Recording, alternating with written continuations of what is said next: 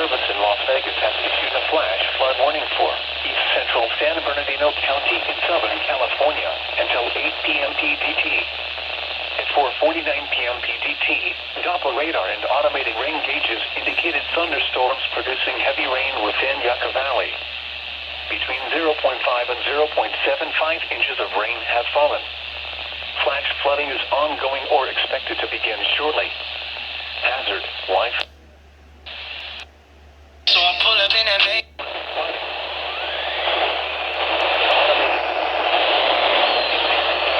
Threatening flash flooding of low water crossings, creeks, normally dry washes and roads.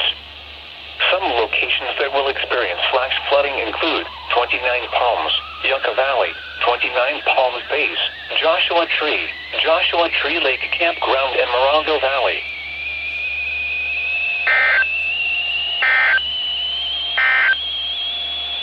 Flood advisory for the following counties in California: Riverside and San Diego. Flood advisory.